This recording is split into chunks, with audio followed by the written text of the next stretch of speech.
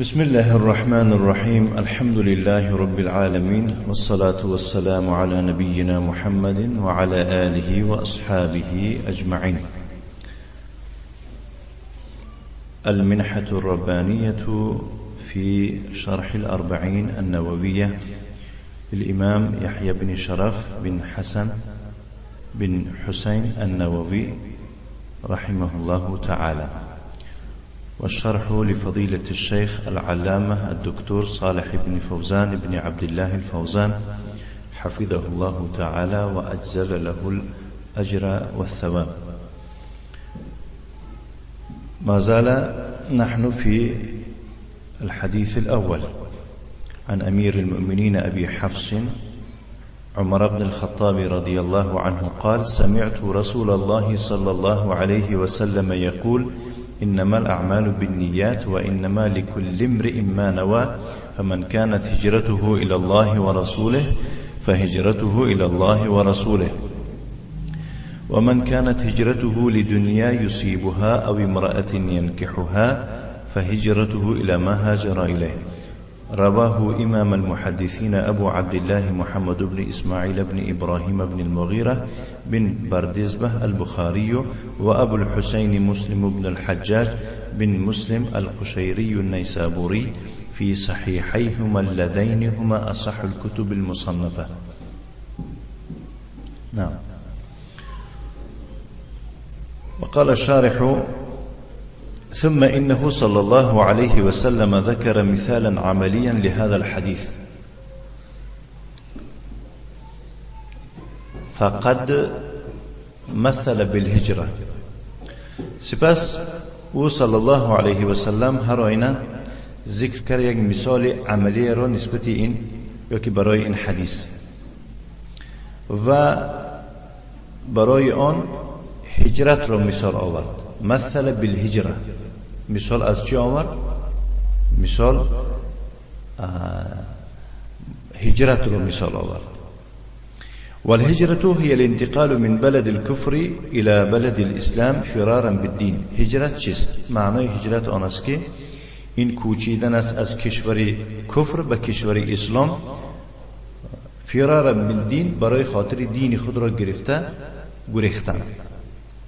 فرو از باب یکمی ثلاثی مجرد بوده، لازم است وقتی که فرو بعدی وی بی آید اگر معناش چی میشه؟ به معنای وی متعدی شده، دین را گرفته گریختن. یعنی همون دین را که شما او را انجام دادن یا که دینداری کردن به اون نمیتوانید، همون را از کشور کفر به کشور اسلام گرفته کوچیدن را هجرت مینامند. این است معنای هجرت. انظر احکام القرآن لابن العربي والكافي والمغني ومجموع الفتاوى وفتح الباري وفتح القدير. برای با تفصیل و بپره فهمیدن همین کتابا را نظر انداز گفت از شیخ. فهي من افضل الاعمال وهي قرينة الجهاد في سبيل الله. قال الله تعالى: ان الذين آمنوا وهاجروا وجاهدوا. هجرت این از همه بزرگترین اعمال محسوب است و او قرینه جهاد است در راه الله. در راه الله جهاد کردن را در قوت او، در پهلوی او بسیار جان ذکر می شود هجرت. یعنی هجرت از جهاد جداگی ندارد، به یکدیگر نزدیک هستند. چنانه که الله تعالی فرمود: به درستی کسانی که ایمان آوردند و هجرت کردند و جهاد کردند. ایمان آوردند و هجرت کردند و جهاد کردند. تاریخ پیغمبر علیه السلام اند کسی که واقف باشد چیکار کردند؟ ایمان آوردند همه و هجرت کردند. وقتی که مکه دارالکفر بود به مدینه هجرت کردند، از اونجا بعد جهاد کردند، در نتیجه مکه را دارالاسلام کردند. والله جل وعلا قدم المهاجرين على الانصار في الذكر والثناء. جناب پروردگار مهاجرها را نسبت به انصاری ها مقدم کرده، تقدیم کرده، ذکر کرد. نه در ذکر و در ثنا، در وقت ذکر کردن اول نام مهاجرها را گرفت، بعد از آن نام انصاری ها را. و در مدح و ستایش هم اول مهاجرها را مدح و ستایش کرد، بعد از آن کدام ها را؟ انصاری ها را. چرا؟ لأنهم تركوا أوطانهم وديارهم وأموالهم نصرة لدين الله عز وجل.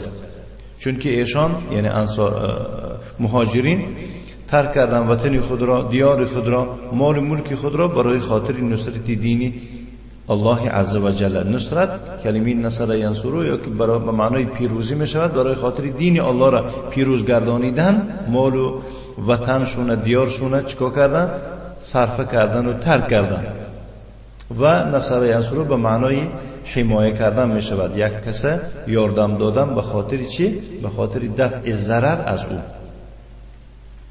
فهم افضل من غیرهم، به همین خاطر اونها از غیرشون، از دیگرها را دیده افضلند.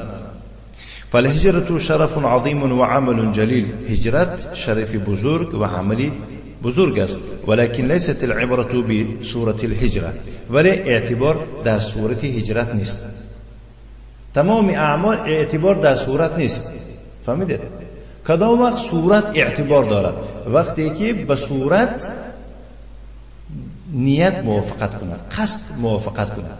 چقدر انسان ها هست که در صورت میبینید که ریشماندگی است، حتی دعوای سلفی هم میکند، در بیرونش میبینید که یعنی ملتزم هست، لازم میگیرد، ولی بعد در وقتها نگذشته، کمتر نگذشته میبینید که با آهسته آهسته همون بوی درونش برآمدن میگیرد. دوست یعنی که عملا طاقت ندارد، نشون دادن میره، غیابی میکنه و تفریق اندازی و مثال گیریم، بعد دیگه کارهای بی‌سبب از او سرزدن میگیره. در طول سالها آدما رو میشناسید که مثال گیریم انا پشتر آزار نمیدن، چخلی که به تعبیری خودمون میگیم، بعد میبینید که در نتیجه پشو اون جانب است برادرای اهل سنت و جماعت برزمی برادرای سلفی را چنان آزارهای میدهد که اگر به کسانی بیگانه خبر دهد از حال اون کس باور نمیکنه.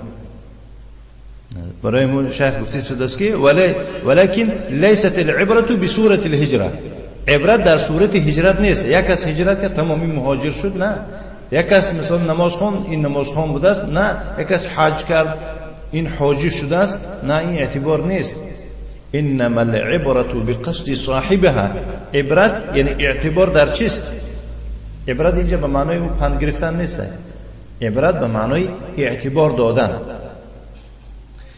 وقتی که در اولی جمله انما داخل شود، معناش چی میشه؟ جمله حصر میشود. معنای حصر آن است که اثبات الشیء المذکور و نفیه عما سواه.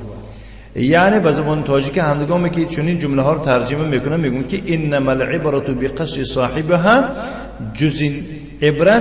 جز نیست که عبرت یعنی اعتبار به مقصد صاحب هجرت است. یعنی شما همون صاحب هجرت باید که شما چیکار کنید؟ اعتبار بدهید که وای با کدام نیت حج کرده است. فإن هاجر يريد نصرة الله ورسوله فهجرته إلى الله ورسوله نظرا لنيته. اگر همون کسی مهاجر هجرت کرده باشد، اراده به آن کرده باشد که نصرت دین الله و رسول او کرده باشد، یعنی مقصد و اراده و چی باشد؟ پیروزی دین الله و پیروزی پیغمبر او صلی الله علیه و سلم باشد، هجرتی چنین کس به سوی الله و به سوی رسولش حسابیده می شود. چنین کس مهاجر الله و مهاجر پیغمبر الله حساب می شود. این نظر به چی؟ نظر لنیته، نظر به نیت او کرده. و تکون عند الله مقبوله، چنین هجرت در پیشگاه الله حق سبحانه و تعالی و دیگر انواع اگر همین با همین در صورت و در نیت موافقت کند، مقبولی درگاه پروردگار خواهد شد. و یکون له ثواب المهاجر، برای چنین کس ثوابی مهاجر می شود. فإن خرج للهجرة ومات في الطريق كتب له أنه مهاجر. اگر چنین کس برای هجرت کردن از خانه بیرون شده باشد، از وطن، از کشور بیرون شده باشد و در راه به همون مقصد نرسیده میرد، یعنی که مثلا مدینه میروم گفت و در نی میره وفات کند، کتب له انه مهاجر، در دیوان اعمال او کتابت کرده می شود که این مهاجر است که در روز قیامت همراه مهاجرین الله سبحانه و تعالی او را زنده برمیخیزاند. كما قال تعالى چنانه که الله سبحانه و تعالی در سوره نساء فرمود و من یخرج من بیته مهاجرا الى الله و رسوله ثم يدركه الموت فقد وقع اجره على الله. شما خیالتون که اگه همه کسانی که مهاجر بودن هجرت کردن همشون به مدینه رسیده بعد وفات کردن؟ نه، بودن کسانی که در نیمی راه مثال گیریم هفتیدن وفات کردن.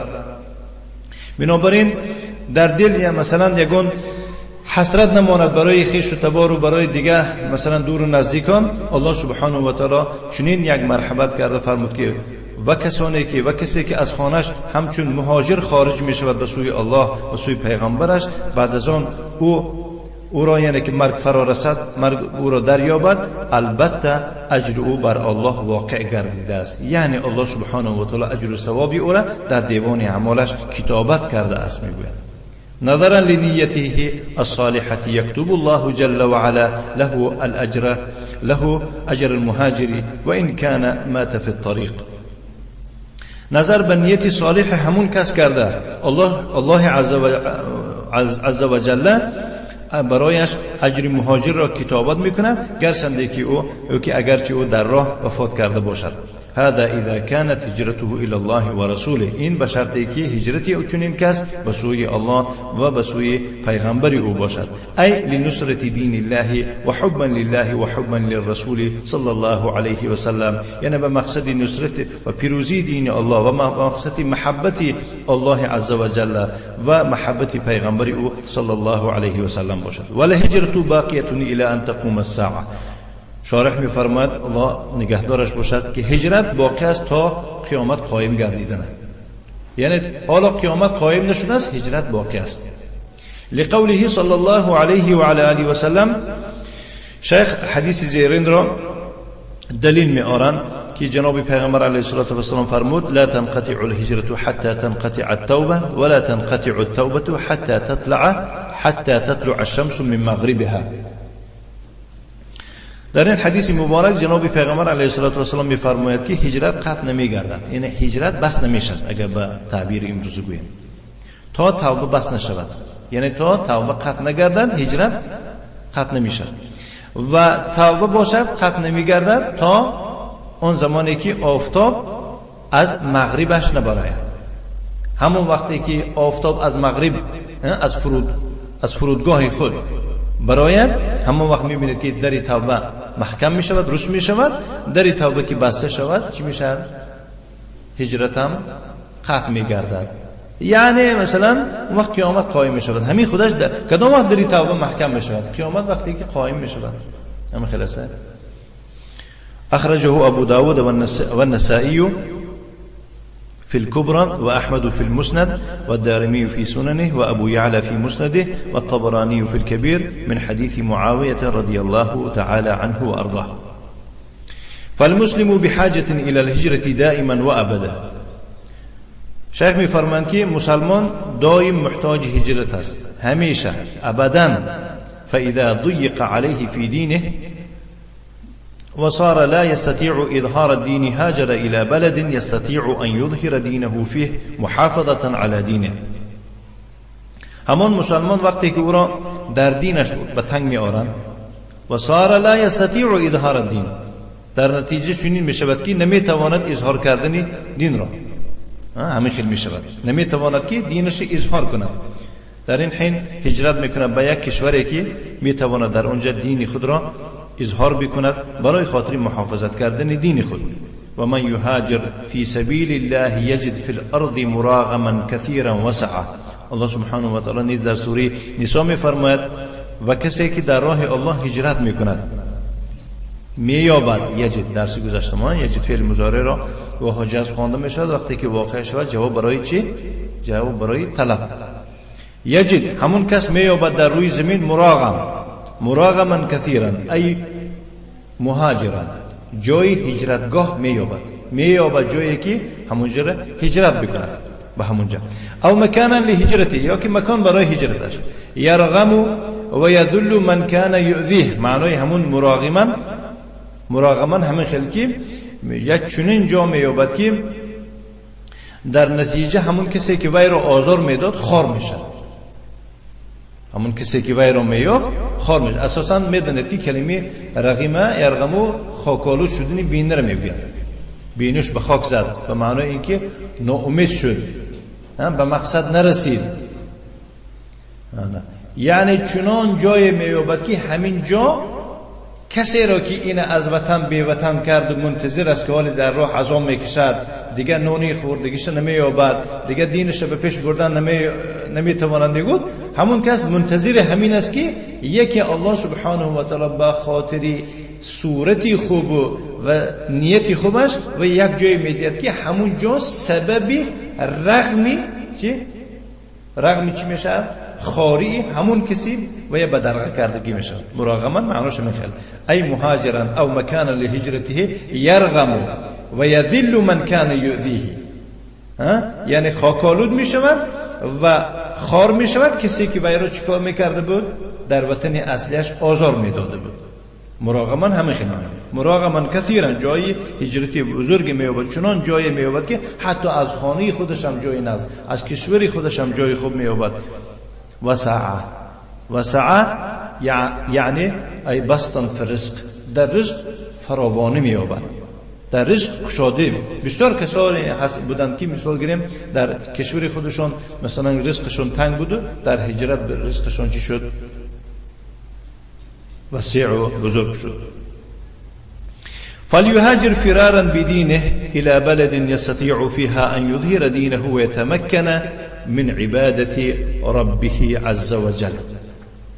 باید چنین کس هجرت بکند، فرارا بدینه، برای خاطر دین خود را گرفته رفتن به کشوری که در اون کشور میتواند اظهار دین خود را کردن و میتواند عبادت پروردگار عز و جلش را به جا آوردن. چنین کس نمیتواند در کشور خود، زمین الله وسیع است. و اما قوله صلی الله علیه و علی آله و سلم لا هجرة بعد الفتح فالمراد بالهجرة هنا الهجرة من مکه. اما قول جناب پیغمبر علیه السلام، این حدیث هم بسیار کسا ورد زبان کرده میگن که هجرت نیست، فرمودند که هجرت نیست بعد فتح. مقصد شیخ میفرماند که مقصد از هجرت در اینجا هجرت رو از مکه میگن، یعنی از مکه دیگر هجرت کردن نیست. و کسی که از مکه امروز چیکار کند؟ بعد فتح مکه هجرت کند و این مهاجر حساب نمیشه. کسی از مکه این نگاه کنید، این دلیل شده است برای همون گروه های مخالفی که از مکه امروز رنجیده، از یعنی که از مردم اونجا، از راهبریت اونجا رنجیده، چیکار کردن؟ در دولت‌های خارج، در امریکا و در دیگه دولت‌های خارجی، حتی در دولت‌های کفر استقامت کرده، چیکار میکنه؟ ضد مکه مبارزه و کار برده ایستادن. برای چیکار کردن؟ برای خاطر حاکمیتش برطرف کردن و خودشون رو با همون عقیده خودشون مهاجر میحسابن. این حدیث گفته است که لا هجرت بعد الفتح، بعد از فتح هجرت نیست. لأنها لما فتحت على يد رسول الله صلى الله عليه وسلم صارت بلد اسلام. زیرا که مکه هنگامی که در دست جناب پیغمبر علیه السلام یا که به دست پیغمبر علیه السلام فتح گردید، فتح گشت، صارت بلد اسلام، از همون زمان و کشوری اسلامی شد. فلا یهاجر منها، از اونجا هجرت کرده نمی شود. انما کان یهاجر منها عندما كانت في قبضه الكفار. و جز این نیست که هجرت میکرده بودن، با هجرت میکنن نگویید نه، هجرت میکرده بودن در اول فعل مضارع کان داخل شد است، هجرت میکرده بودن از اونجا. کدام وقت؟ عندما كانت في قبضه الكفار، همون وقتی که در قبضه کافرها بود. اما راهبریت ظالم شدنش ممکن، راهبریت ناعدالتی کردنش ممکن، راهبریت بعضی کم و کمبودی کردنش ممکن است، اما اون معنا ندارد که به طفیل کم و کمبودی او از مکه انسان چیکار کند؟ هجرت کرده در دولت‌های کفر گزیت و ژورنال‌ها نویسن به مقابل راهبریت مکه. کار خطا است. و كانوا يضايقون المسلمين ويصدونهم عن دينهم. مردمی همون یعنی کافرها رو گفته است که مسلمان ها را به تنگ می آوردن، اونها را از دینشان باز می داشتن. امروز در مکه کردیده کدام راه برید دیده که مسلمان ها را به تنگ آورند. بعضی کسا میگن که شما از کجا میدونید ما همونجا دانشجو هستیم، ما میبینیم چه خیلی به تنگ میارن مردم. کدوم کسا رو به تنگ؟ ما میدونیم که اون کسانی که به تنگ میارن و یا قانون پایمال کرده ایستادین و یسدونهم عن دینهم، از دینشون اونها را باز می‌داشتن کافرها. فلما فتحها رسول الله صلی الله علیه و سلم صارت بلاد اسلام، وقتی که جناب پیغمبر علیه الصلاه و السلام وی را فتح گردانید و کشور اسلامی شد. فالذي يهاجر من مکه الى المدینه بعد الفتح لا يسمى مهاجرا، اون کسی که از مکه به مدینه هجرت میکنه بعد فتح مکه وی را مهاجر همچون نامیده نمیشود. چرا؟ لأن الهجرة حينئذ ليس لها موجب، زیرا که هجرت در اون حین برایش چه؟ ليس لها موجب، یعنی موجب هجرت نیست، یعنی در اون حین هجرت موجب ندارد. موجب معنی چه؟ موجب سبب گفته شده. یگان کار نیست که سبب گردد همون کار برای هجرت کردن. لها راجع به سوی هجرت، لأن الهجرة حينئذ ليس للهجرة موجب، یعنی که هجرت یگون موجب ندارد. میگم موجبات غسل میگم که یعنی کارهایی که باعث و سببی غسل میشود و موجبات هجرت چی میشه؟ اون کاری که سببی هجرت میشود. و مکه افضل من المدینه و من غیرها من البلدان، مکه حالان که از همه بزرگتر است از مدینه را دیده و از غیر مدینه دیگر کشورها. اما الهجرة من بلد الكفر الى بلد الاسلام فهي باقیه ولا تعارض بین الاحاديث، اما هجرت کردن از کشور کفر مثل امریکا و روسیه با کشور اسلامی مثل همین دولت‌های خود ما که تاجیکستان و ازبکستان و قرقیزستان و دیگر آسیا میانه و دیگر کشورهای اسلامی به این طرفا هجرت کردن واجب است. فهي باقیه باقی هست، یعنی هجرت نیست شدگی نیست در اینها. لا تعارض بین الاحاديث، بین این حدیث ها چی نیست؟ یگون ضدیت نیست. یگون کس یگون حدیث نمی آورد که با یک حدیث دیگر چی باشد؟ مخالف باشد. قوله فمن كانت هجرته الى الله، قول جناب پیغمبر علیه الصلاه و السلام که فرمود کسی که هجرتش به سوی الله باشد. این چی معنی داره؟ هذا هو القسم الأول، إن قسم يكم است وهو الذي أخلص نيته لله في الهجرة. این اون کسی را گفته شده است که نیتش را خالص تازه کرده است برای الله عز و جل در وقت هجرت کردن. و تقبل الله هجرته و کتبه فی المهاجرین، چنین کس را هجرتش را الله حق سبحانه و تعالی قبول کرده و آن را در دیوان یا که در زمره مهاجرین کتابت کرد. فی ای وقت کن، در کدام وقتی که نباشد. لأن الهجرة باقیه، زیرا اینکه هجرت باقی است. گفتم که هجرت باقی است. ولا يقال ان هذا خاص بما كان قبل الفتح، و گفته نمیشود که به درستی این خاص به کسانی هستند که و بعد فتح بود. بل هي باقیه كلما احتیج الیها، بلکه هجرت باقی است کدام وقتی که انسان محتاجی چی شود؟ هجرت شود. فهي مشروعه، این قانونی است، هجرت رسمی است. قانون مشروع گفته قانونی رسمی، یعنی که طبق قانون الهی است. و من هاجر فی ای وقت فله ثواب المهاجرین، کسی که در کدام وقتی بسبب موجب باشه، نه زیاد نبره، بسبب موجب بود، در کدام وقتی که هجرت کند برای او حس ثواب مهاجرها ان شاء الله تعالی. القسم الثاني من كانت هجرته لغير الله، قسم دوم کسی را میگن که وای هجرتش برای غیر الله بود. فهجرته الى ای شيء الى هذا الشيء الذي قصد، هجرتی چنین کس یعنی اون کسی که برای غیر الله هجرت کرده است به چی میشود؟ به سوی همان چیزی میشود که نیت و قصد و اراده کرده است. وليس له ثواب عند الله عز وجل، برای چنین کس در پیشگاه الله یگان ثواب نیست. ثواب نکیره بیاد، نکیره در دوام میاد، در سیاق جمله نفی یا که نهی بیاد چی میشود؟ یگان ثواب نمیاد. كما قال صلى الله عليه وعلى آله وسلم ومن كانت هجرته لدنيا يصيبها، شخصی که جناب پیغمبر علیه الصلاه و السلام در دوام حدیث فرمود و کسی که هجرتش برای دنیا را به دست آورده باشه، لدنیا یصیبها یعنی برای دنیایی که او را به دست میآورد. أي هاجر من بلد الكفر إلى بلد الإسلام وليس قصده الدين.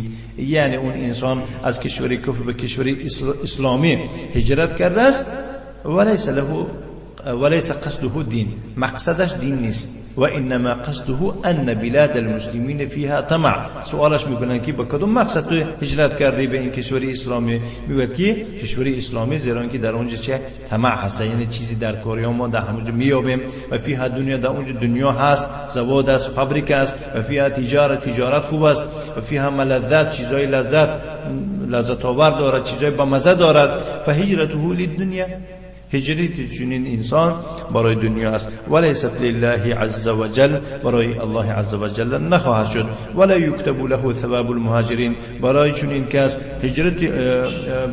کس هجرت کردگی آدم چه ثواب مهاجرها را کتابت کرده نمی شود. و این کانت صورت عمله انه مهاجر، گرچند که صورت عملی او چی باشد؟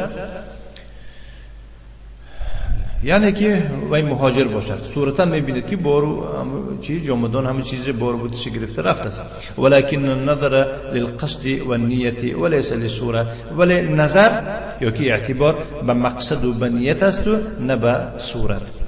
فاذا انتقل من بلد الكفر الى بلد الاسلام من اجل الرفاهيه او من اجل الطمع الدنيوي او التجاره أو العيش الرغد أو الرغد، فهذا لا يكتب مع المهاجرين وليس له ثواب بهجرته. وقتی که انسان کوچد از کشوری کفر میگوید به کشوری اسلام به خاطر رفاهیه، به خاطر یعنی که زندگی فراخ و به نعمتی کشا، به خاطر نعمتی وسیع، یا به خاطر طمع دنیوی، یا به خاطر چی تجارت کردن یا زندگی فراوان، فهذا چنین کس را با همراهی مهاجرین کتابت کرده نمی شود و برای او ثواب نیست به هجرتی کردگیش. ما کتاب نداره؟ بله. نه. قال صلی الله علیه و سلم او امرأة ینکحها، در دوامش جناب پیامبر علیه الصلوة والسلام میفرماد که یا هجرت میکند به خاطر زنی که وی را ازدواج میکند. نکاح ینکحو به معنای ازدواج کردن میشد و نکاح ینکحو یکی از معنای او چی میشد؟ خب به معنای فتخیز کردن هم میشه. نکاح ینکحو.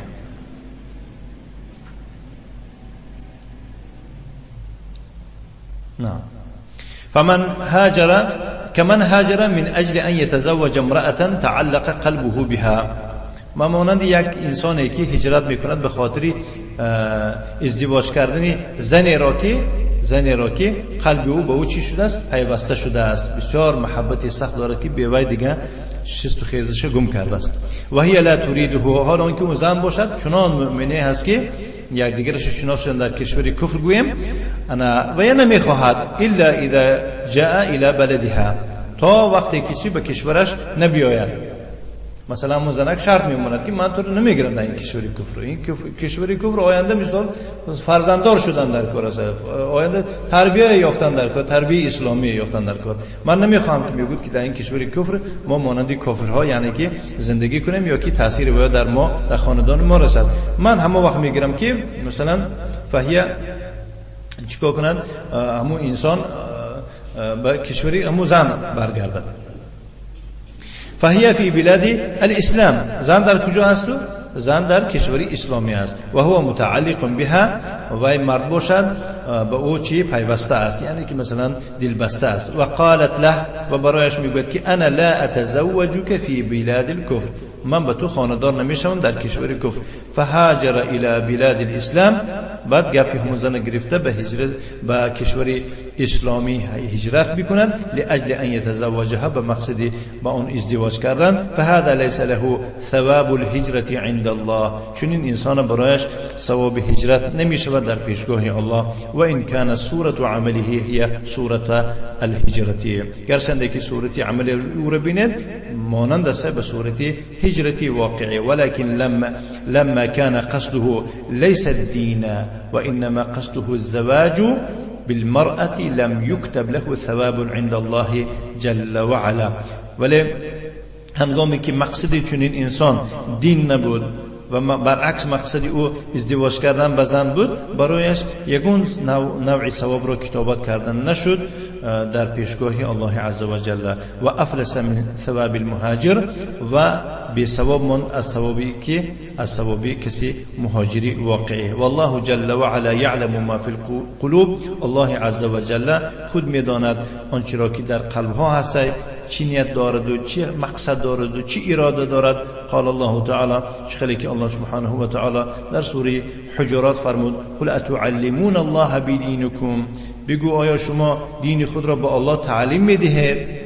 که در یک و استادید که گفتی استادید که آمنا، این خطاب به کی بود؟ این گپ درباره اون کسانی رفته بود که آیا آمدن و چی گفتن؟ جناب پیغمبر گفتن که آمنا، ما ایمان آوردیم. گفتن به جای باید چی میگفتن؟ اسلمنا. بعد از آن الله سبحانه و تعالی گفت که قل ای محمد علیه الصلاة و السلام، انا بگو برایشون که اتعلمون الله بدینکم، آیا شما دینتان را به الله تعلیم میدهید؟ والله یعلم ما فی السماوات و ما فی الارض، حالانکه الله میداند آنچه را که در آسمان ها است، یعنی اون غیبی که در آسمان ها و آنچه که در زمین است. والله بكل شیء علیم، الله به تمام چیز دانا است. فلا یعلم ما فی القلوب الا فلا يعلم ما في القلوب إلا الله جل جلاله عز وجل، اما الناس فلا يعلمون، یعنی اون چیزی که در قلب است نمیداند کسی جز الله عز و جل، اما مردم باشند نمیدانند. و نیت محلها القلب لا يعلمها الا الله، نیت را محلش یعنی قرارگاه نیت، جای نیت قلب است و را جز الله کسی نمیدونه. و تلفظ بها بدعه، شیخ میفرمایند که تلفظ کردن نیت بدعت است. فلا يقول المسلم نويت ان اصلي او نويت ان احج او نويت ان اتصدق، مسلمان فلا يقول مسلمان نمیگوید که من نیت کردم نماز میگذارم یا که نیت میکنم که حج بکنم، نیت میکنم که صدقه بکنم، لان هذا بدعه، چون که چنین قول ها لفظ ها بدعت هستند. لان النیت محلها القلب، زیرا نیت را محلش قلب است و هی عمل قلبی، مثلا نیت عمل قلبی است و لیست عمل لسان، این کاری زبان نیست. و فی المهاجرة بها ریا، مجاهره باید باشه، نه؟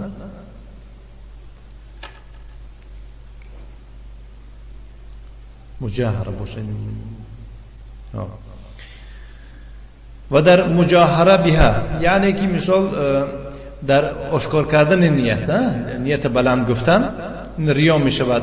ولم يثبت ان الرسول صلی الله علیه و سلم تلفظ بالنیت عندما يريد الصلاه، ثابت نشد از در یگان حدیث که جناب پیغمبر علیه السلام تلفظ کرده باشد نیت را وقتی که نمازخوانی را اراده میکرد، او یرید ای عمل من الاعمال، یا کدام عملی از اعمال را اراده میکرد. نعم جاء عنه صلی الله علیه و سلم انه فی حجة الوداع احرم بقوله لبیک عمره و حجه، بله میگون اومده است که از پیغمبر علیه السلام که او در حجة الوداع احرام بست به قول خود گفت که لبیک عمره و حجه.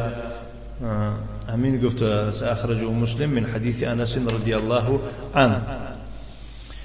لبیک ای انا متجه، اینی متجه الیک می شود و مقیم علی طاعتک، به درستی من اتجاه به تو دارم و به طاعت تو قائم هستم، مقیم هستم، که از روی عمره کردن و از روی چی؟ حج کردن. هذا ليس تلفظا بالنیه و انما هو تلفظ بالمنوی، این تلفظ به نیت نیست. اینه چی اعتبار داده میشد؟ این نیت رو تلفظ کردن نیست، برعکس این چی است؟ این تلفظ کردن به همون کاری را که چی انجام داده میشود. این برای تفریق میگوینه، فهمیدید؟ برای عبادت ها را یکدیگر جدا کردن. و هو النسک الذی یرید، این همون نسک است، یعنی همون طرز عبادت است که میخواهد آن را. هل یرید حجا و حج میخواهد، هل یرید عمره و عمره میخواهد، هل یرید ان یقرن بین الحج والعمره و میخواهد که قران کند بین حج و عمره. اینا در بابی و میگذاریم ان شاء الله فقه. هل یرید ان یفرد بالحج، یا که مثال گیریم حج افراد دارد میکند. هل یرید التمتع بالعمره الى الحج، یا که تمتع میخواهد که با عمره کردن به حج. فهو يعين النسك الذي يريده و معین میکنه چی را؟ همون نمودی یا که مراسمی را که وی را میخواد. وليس المراد انه ينطق بالنیه، این مراد آن نیست که وی با نیت نطق کرده ایستاده است. فهو لا يقول نويت الحج، من نیت حج کردم نمیگوید، او نويت العمره، من نیت عمره کردم نمیگوید به زبانش، او نويت التمتع، تمتع را نیت کردم نمیگوید، او نويت القران، یا قران را نیت کردم. ولا يقول اريد الحج، و نمیگوید که من حج میخواهم، او اريد العمره، یا که عمره میخواهم. کلمه اريد لا تجوز، فهمیدید؟ کلمه اريد جایز نیست، بله لا تجوز. وإن كان بعض الفقهاء يقول بها، گرچند که بعض فقها این را میگویند، ولكن هذا غلط، ولئن چس غلط است. وإنما الذي ورد عن الرسول صلى الله عليه وسلم التلفظ بالنسك من باب التعيين للنسك الذي يريده لا من باب النطق بالنية. و هر آینه یا که جزئی نیست که اونی که وارد شده از پیغمبر علیه السلام این تلفظ به نسک است، از بابی چی؟ این از بابی یا که به خاطر معین کردن برای چی؟ نسک، مراسم حج. الذي يريده، آن را که وی را میخواهد. لا من باب النطق بالنیه، این داخل نمیشه از باب چی؟ نطق کردن نیت. که شیخ ما هم گفته بودن دائما مثلا باید داره گفتن که این نیت داخل نمیشه، این از باب و تعیینه. بله. فلا يجوز التلفظ بالنية لا عند الصلاة ولا عند الزكاة ولا عند أي عمل يعمله. جایز نیست تلفظ کردن نیت نه در وقت نماز، نه در وقت زکات، و نه در وقت یگان عملی که وی را انجام میدهد. بل یؤدیه ولا يحتاج الى التلفظ بالنیه، بلکه وی را ادا میکند، احتیاجی به تلفظ کردن نیت ندارد. لأن الله يعلم ما في قلبه، زیرا الله میداند آنچه را که در قلب اوست. حتی لو قال انه ينوي وجه الله، حتی اگر چی وی گوید که نیتی وجه روی الله را دارد. و هو لیس كذلك، وی این خیلی نیست. مثلا میشه که مثلا ظاهرا میگوید که من نیتی روی الله را دارم، که یگون شرک و ریا نمیکنم، به تلفظ میگوید، لیکن شدنش ممکن که قلبی وی چه مخالفی لفظی عمومی باشه. برای همون انا شیخ حسین در همین مسئله بسیار گپ خوب زدیم، گپ خوب آوردن. میگن که اگر الله سبحانه و تعالی ما را میفرمود که به زبان تلفظ کنید، ما به مشکلی میافتیم. فهمیدید معنی گپ؟ اگر الله سبحانه و تعالی ما را میگفت که نیتتون به زبان اظهار کنید، چی نیت دارید؟ خالص برای الله یا ریا؟ خالص برای الله میگو که ما اگر الله سبحانه و تعالی ما رو تکلیف میکرد که یا که به طریق جناب پیامبر علیه السلام که نیت تلفظ کنید، بسیار بالای مانده مشکلی میافتید. از کدوم لحاظ میدونید؟ لحاظ آن که ما با زبان میگفتیم که ما روی تو رو میخواهیم، لیکن بعد به درون چیکار میکردیم؟ نماز ما رو آراسته میکردیم که چون که فلانی درآمد گفته با مشکلی میاد. یعنی اگر ناز که فکر کنید ببینه سوگات خوب است. واقعا اگر الله سبحانه و تعالی ما رو میفرمود که با دل نیو با زبان تلفظ کنید نیت، لازمی میافتید. نه ولا يفيده هذا اللفظ، این لفظ به او فایده نمی بخشد. فالتلفظ بالنیه بدعه، نیت رو تلفظ کردن بدعت است. لأن محلها القلب، زیرا که محل جای نیت قلب است.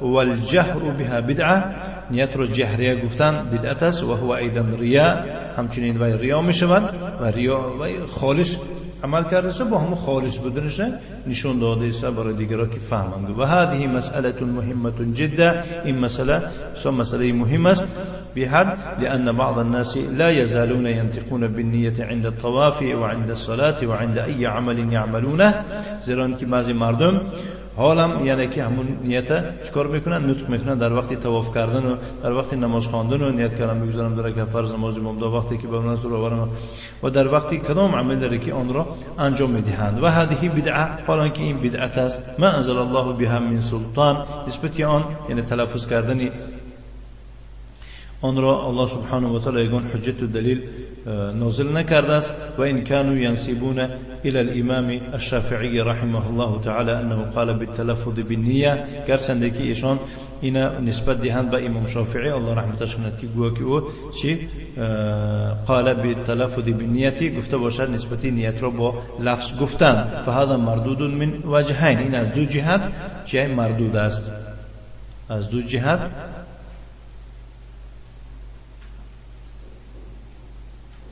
از دو جهت گفتن شیخ وجهین هم خلاص بك من وجوه من وجوه میشد. خیر اولا یعنی الوجه الاول میشد هم خلاص. هذا لم يصح عن الامام الشافعي، یک وجه گیریم مگر این اساسا از امام شافعی صحیح وارد شدگی نیست. ثانيا لو صح عن الامام الشافعي فليس حجه، اگر چندی ثابت شده باشدم حجت شده نمیتواند. چرا؟ لان الامام الشافعي مجتهد يخطئ ويصيب، زیرا امام شافعی مجتهد هستند.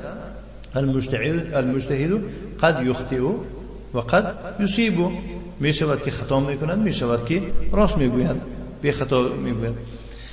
والحجة في كلام الرسول صلى الله عليه وسلم لا في كلام الشافعي ولا أحمد ولا أبي حنيفة ولا مالك، ولا يكون قول العالم حجة إلا إذا وافق الدليل. حجت در کلام رسول صلی الله علیه وسلم نه در سخن شافعی و احمد و ابو حنیفه و مالک و سخن عالم چی نمیشود حجت نمیشود مگر همون وقت حجت میشود که به حق و که به دلیل گویم موافقت بکنند. ثالثا برای من گفتم که من وجوه خوبتر میشونه وجهین گفتو سه تا آورد. الذي روي عن الشافعي أنه قال الصلاة ليست كغيرها، الصلاة لا يدخل فيها إلا بذكر الله والمراد بالذكر التكبير. سيم اونکی از امام شافعی روایت شده است و چنین گفته است که نماز مثل دیگرش نیست، یعنی مثل دیگر انواع عبادت نیست. در نماز داخل شده نمی شود، یعنی در آمده نمی شود به نماز مگر به ذکر الله. همین خیلی گپ گفتگی هستن امام شافعی اگر گفته باشم. و مقصد مراد از ذکر الله تکبیر است، به تکبیر داخل می شوی. انظر زاد المعادی و مرقات المفاتيح في شرح مشكات المصابيح وشرح. فعلى كل حال النية عمل قلبي ولا يجوز التلفظ بها. بهر حال نیت این عملی قلبی است، جائز نیست آن را تلفظ کردن. والله انکر على الاعراب الذين قالوا آمنا، و حال آنکه الله سبحانه و تعالی انکار کرد اعرابی ها را هنگامی که گفتن که آمنا ما ایمان آوردیم. ایمان چیکار کردن؟ اظهار کردن. فقال جل و علا، الله عز و جل فرمود مخاطبا رسوله، پیغمبرش را خطاب کرده قل لم تؤمنوا، بگو برایشان که شما ایمان نیاوردید، ولکن قولوا اسلمنا، ولی شما گوید که ما اسلام آوردیم. چون که ایمان میدونید اگر ایمان و اسلام جدا کنیم، اگر جدا یک جای ذکر کنیم، اگر هر دوش یک جای ذکر کنیم، مراد از ایمان اعمال قلب است و مراد از اسلام چی میشه؟ اعمال ظاهری. خلاص. ولما يدخل الايمان في قلوبكم، حالا ایمان به پرگی در قلبای شما داخل شدگی نیست. اینه که تماما نگفته است. اون انسانی که اسلام آوردم گفت در درونی وجه چی هم داخل می شود؟ ایمان هم داخل می شود. این آیت دلیل نشده است که لما يدخل الايمان في قلوبكم، حالا ایمان به قلبهای در قلبای شما داخل شدگی نیست. اون معنا ندارد که تماما داخل نشده بود. همون اومدنی وای ها الکه این چیز زینه های ایمان بود در قلب ها. شیخ ما گفتن در درس جامع العلوم والحکم تحت همین حدیث. بله خب فهمیدید نه ان شاء الله. الى قوله قل اتعلمون الله بدينكم، چه خیلی در دوامش در اولی درس گفتیم که آیا شما الله را دین خود را یعنی آیا شما به الله دین خود را تعلیم میدهید. فالله سبحانه لا يحتاج ان تعلمه عن نيتك بقولك انا نويت كذا وانا عملت لك كذا وكذا. الله محتاج اون ندارد که یا حاجت نیست که تو الله را از نیتی کردگی به قول خود اعلان بدهی، اعلان بکنی که من فلان نیت کردم من عمل کردم برای تو فلان کار را و فلان کار را. الله یعلم هذا بدون ان تخبره سبحانه و تعالی. الله سبحانه و تعالی میداند بدون اون که تو او را خبر بدهی سبحانه و تعالی. فعليك باصلاح النیه و اصرار النیه و عدم التلفظ بها. باید تو به خود لازم بگیری چیکار کردن؟ نیتی درست کردن را و پوشیدن نیت کردن را و با آن تلفظ نکردن را. و اما التلفظ عند ذبح الاضحیه فليس تلفظا بالنیه. اما تلفظ کردن در وقت قربانی را، یعنی گوسفند حیوانی قربانی را ذبح کردن، این تلفظ به نیت نیست. لأن قوله صلى الله عليه وسلم اللهم منك ولك عن محمد وأمته بسم الله والله أكبر ثم ذبح. أما خلق قفتان أخرجه أبو داود واللفظ له وابن ماجه والدارمي في سننه وابن خزيمة في صحيحه والحاكم في المستدرك والبيهقي في الكبرى وفي شعب الإيمان وأحمد في المسند عن جابر بن عبد الله رضي الله عنهما قال ذبح النبي صلى الله عليه وسلم يوم الذبح روز يوم قربان بما جناب پیامبر علیه السلام ذبح کرد کبشینی، دو تا گوسفند اقرنین شاخدار و املحینی چی سیاسفید و موجعینی چی اخته کردگی.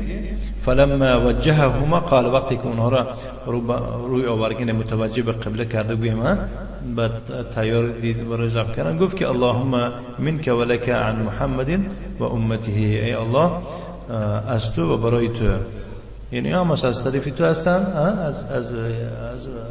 از مرحمتی تو هستن و برای خودت سر میکنیم اینها را از نام محمد و از نام امتش به نام الله و الله اکبر، الله بزرگ است. ثم ذبح بعد ذلك ذبح. واصل الحديث في البخاري ومسلم من حديث انس ومسلم من حديث عائشه رضي الله عنها وليس فيه منك ولك در مسلم اومدگی نیست. هذا دعاء، این دعا بود است، همین دعا رو میشه این دعا است.